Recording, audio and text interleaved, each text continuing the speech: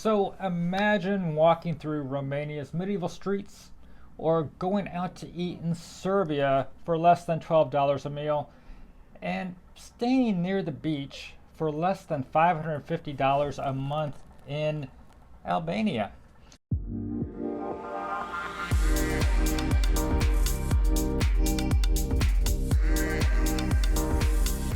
Hey everyone, it's Warren and Julie, and we are your slow travel nomads. Been doing it now for 4.5 years, and we're back again with international living. And today we're going to talk about the Balkans. So imagine walking through Romania's medieval streets or going out to eat in Serbia for less than $12 a meal and staying near the beach for less than $550 a month in Albania. So we're going to talk about these three countries that really have surprised us, that we really enjoy visiting and have been to several times. And one of these countries might be the best one for you, but maybe you want to check them all out. So let's take a look at these three great Balkan jewels. Let's start off with Brașov, Romania. So this place is magical. When we first showed up there for the first time, this was Julie's reaction. This one might make one of my top 5. This is really a gorgeous, gorgeous place. Yeah, we've only been here about 4 hours. Yeah. But I'm excited. And Yeah. I don't want to be falling in love instantly, but this is just wow. It's beautiful. So things didn't change really that much. We really enjoyed our time in Brașov. The people were wonderful. The food was great and really low cost. And there was a beautiful park that overlooks all of the old town of Brașov called Tampa Park. We would go there with our dogs, and there's hiking trails, and it just had so much to offer for quality of life.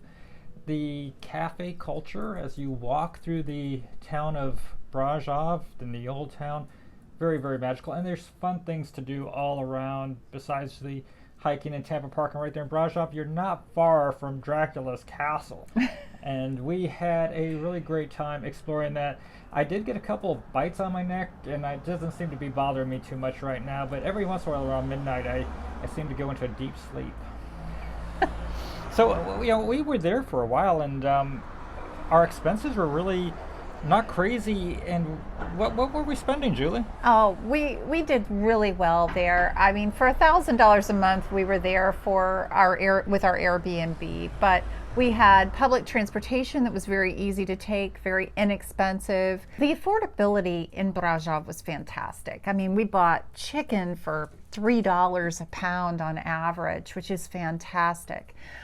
We dined out for less than $40 in most cases. You could get a dinner for $2 and have sauteed chicken and polenta and a salad and a glass of wine. And honestly, for $40, you were really dining well. You can still buy homes in that area. Just outside of the city center, about 3 to 4 kilometers, for 1,500 euros per square meter. I found housing to be very affordable for the most part.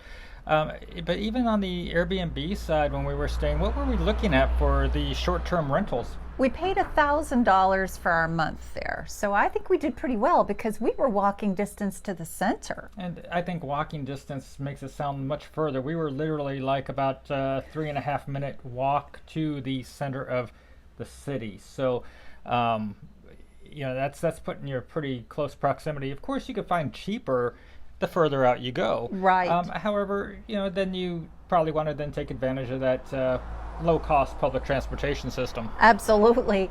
And the thing is that, the quality of healthcare there is still great.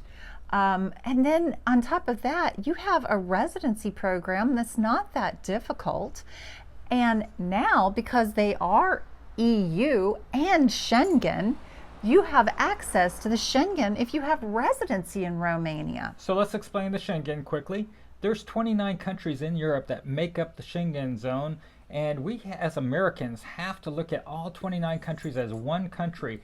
And when we go into the Schengen zone, we have 90 days every 180 days that you can spend in the Schengen zone. So if you had residency in a Schengen country like Romania, you have the ability to spend time in all of these 29 countries and go through all of these borders. It's basically borderless travel with that residency from Romania, which is a extra added bonus now to be able to explore most of Europe without having to do anything special. Yes.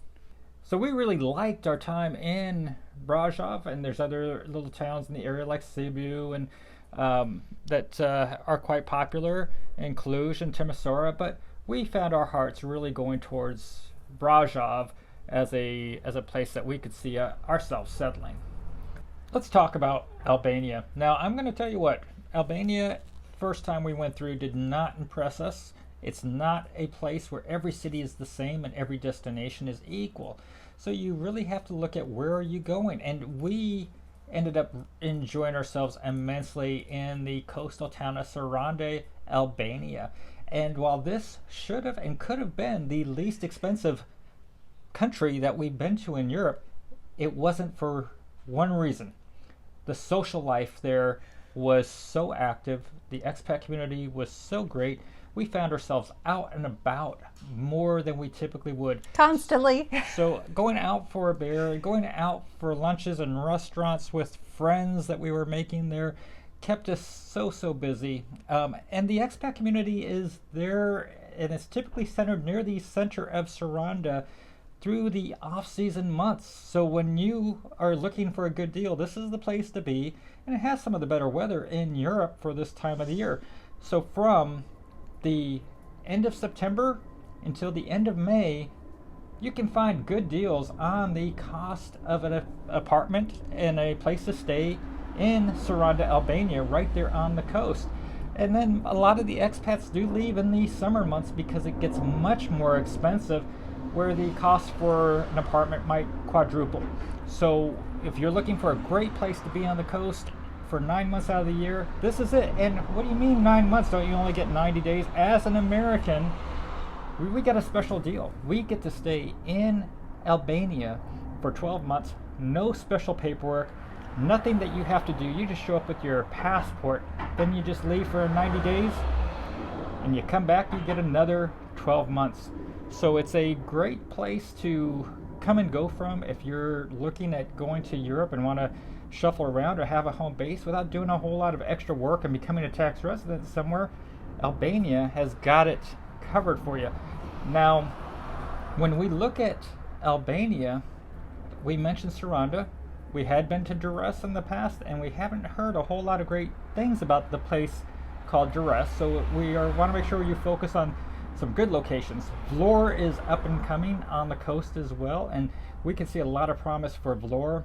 And we've had some friends spend lots of time in Tirana, and they swear by it as a great place to hang out and have a very low cost of living. So, what were our expenses like, Julie? Well, we actually would go to Marini's, for example, a seafood restaurant, beautiful views, and we would get a salad. And the salad was huge with beets and everything imaginable. And then we'd add chicken to it and split the two salads, one chicken, and it was $16 plus our drinks. And this was a great restaurant. We had an Airbnb, a short-term rental, for $550 for the entire month, walking distance to the promenade, so easy to get back and forth, and a beautiful sea view.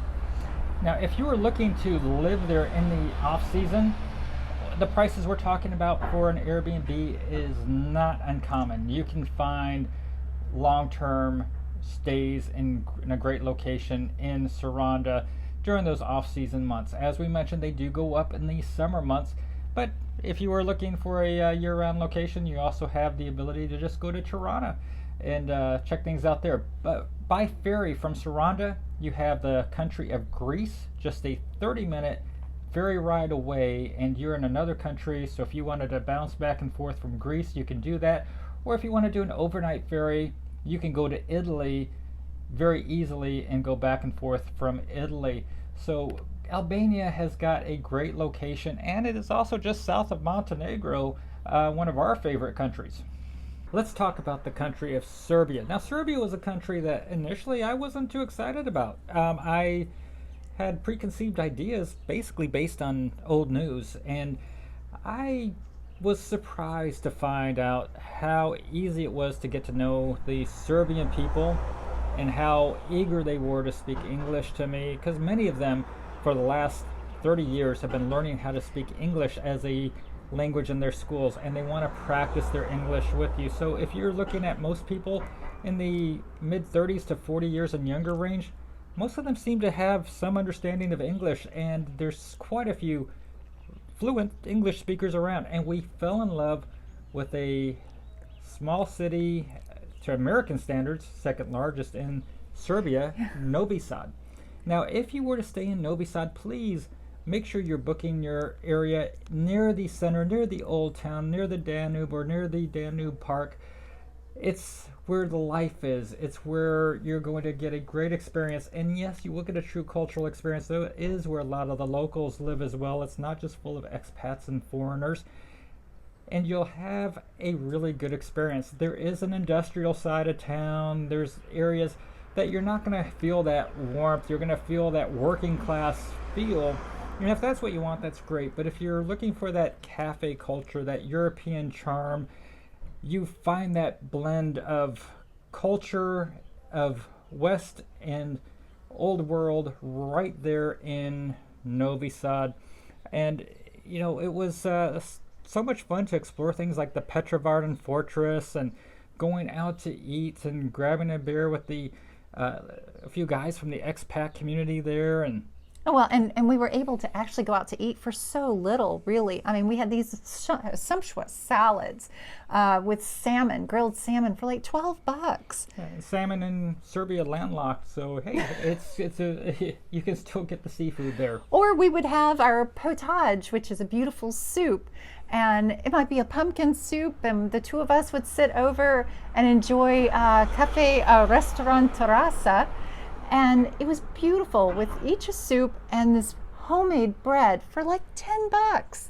So Serbia has pretty affordable real estate as well. There's not too many other places in the continent of Europe where you're going to be able to find a habitable home for under $50,000-$60,000.